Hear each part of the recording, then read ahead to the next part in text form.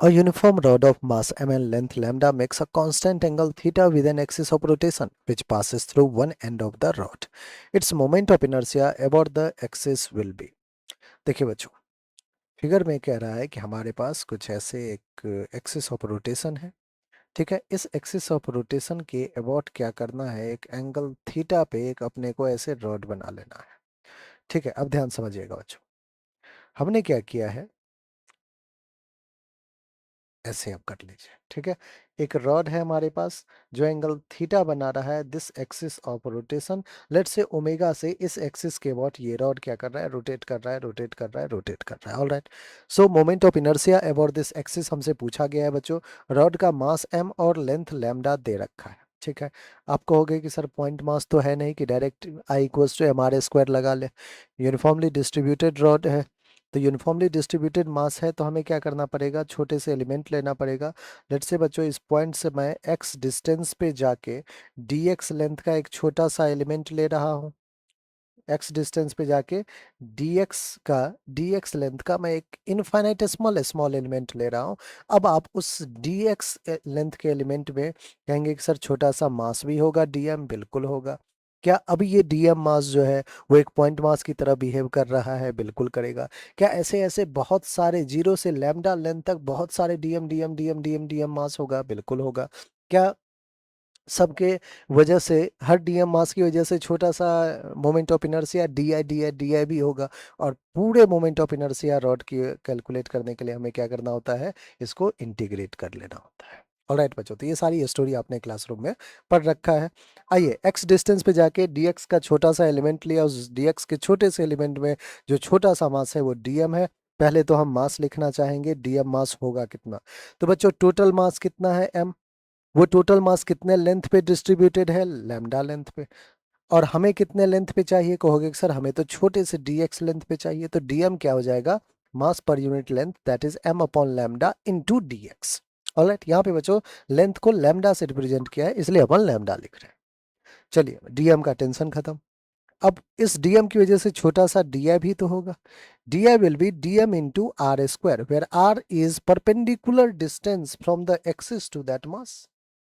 अब बच्चों आप कहोगे कि सर ये परपेंडिकुलर डिस्टेंस x तो इस बार नहीं है, ये तो किसी एंगल थीटा पे इंक्लाइन है, तो ये x तो परपेंडिकुलर डिस्टेंस नहीं है। हमें क्या करना होगा, परपेंडिकुलर डिस्टेंस फाइंड करना होगा। देखिएगा, फिगर बता दे रहा हूँ बच्चों में, ये रहा हमारा वो एक्सिस, एक्सिस से ही ऑफ कोर्स परपेंडिकुलर डिस्टेंस लेना है। ये हमारा x डिस्टेंस पे छोटा सा मास है dm, बिल्कुल। हमें परपेंडिकुलर डिस्टेंस अगर लेना है, दैट मीन्स हमें ये वाला लेंथ चाहिए बच्चों। आप कहोगे कि सर ये एंगल थीटा तो हमें गिवन है ना, हाँ है गिवन। ये परपेंडिकुलर डिस्टेंस जिसको मैं आर लिखा हूँ, हम लिख सकते हैं कि सर साइन थीटा क्या हो जाएगा, perpendicular that is R upon hypotenuse जो कि एक्स है। सो आर यहाँ से एक्स साइन थीटा आ रहा है बच्चों। आर कितना आ रहा है, एक्स साइन थीटा, बहुत बढ़िया। डी आई, बहुत सारे डी आई होगा, तो क्या उसको इंटीग्रेट करेंगे तो आई आ जाएगा। I will be integration of all this D I. Next DM की वैल्यू चलिए बच्चों पुट कर लेते हैं, M upon lambda into D X. अब आर स्क्वायर बचा, आर की वैल्यू है एक्स साइन थीटा, तो X square sine square theta.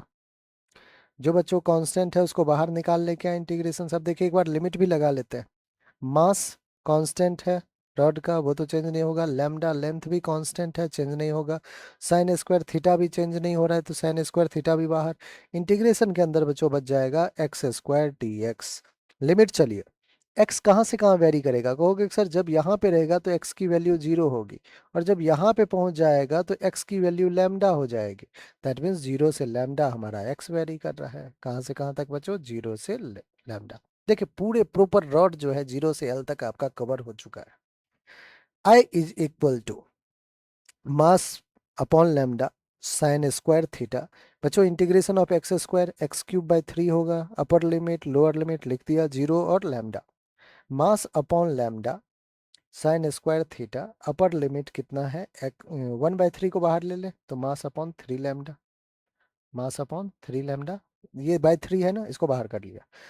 X cube that is lambda cube, minus lower limit zero का क्यूब दैट इज जीरो। बच्चों यहाँ से देखे, एक लैम्डा ने, एक नीचे लैम्डा है, यहाँ लैम्डा क्यूब है, लैम्डा स्क्वायर बना दिया। तो हमारे पास जो मोमेंट ऑफ इनर्शिया आई आ रहा है वो आ रहा है वो M lambda square sine square theta upon 3। क्या रहा है बच्चों, M lambda square sine square theta upon 3। ये हमारा परफेक्ट आंसर है।